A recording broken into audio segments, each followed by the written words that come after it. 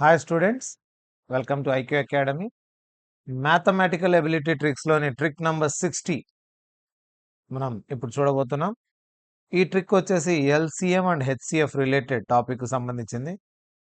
The greatest common divisor of అని ఇట్లా పవర్స్లో ఇచ్చినప్పుడు ఇటువంటి క్వశ్చన్ ట్రిక్కీ వేలో మనం ఎలా చేయొచ్చు అనేది ఇప్పుడు నేర్చుకోబోతున్నాం.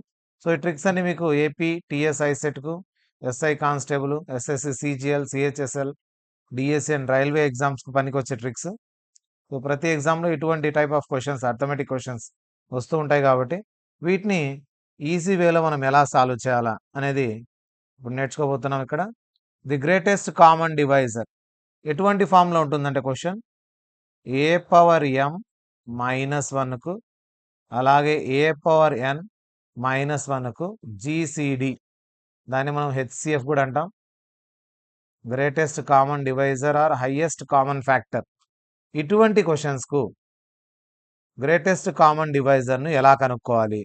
చాలా ఈజీగా కనుక్కుంటాం మనము. చూడండి ఎలా చేస్తామనేది. 2a-1 కింద కూడా a-1 కనిపిస్తుంది, పైన పవర్లో ఎమ్, ఇక్కడ ఎన్. దీనికి ఏం చేయాలంటే జస్ట్ మనం కనుక్కోవాల్సింది ఎమ్ ఎన్ల హెచ్సిఎఫ్ కనుక్కుంటే చాలు. ఎమ్ ఎన్ల హెచ్సిఎఫ్ కనుక్కొని ఏ పవర్ హెచ్సిఎఫ్ ఆఫ్ ఎం ఎన్ -1, ఇది ఆన్సర్. ఎమ్ ఎన్ల హెచ్సిఎఫ్ కనుక్కొని సేమ్ ఇదే రాయాలి. ఇప్పుడు చూడండి క్వశ్చన్లో మనకు 18, 24లకు హెచ్సిఎఫ్, 18కు 24కు హైయెస్ట్ కామన్ ఫ్యాక్టర్. ఈ రెండు ఏ టేబుల్తో పోతాయి? 6 టేబుల్తో పోతాయి.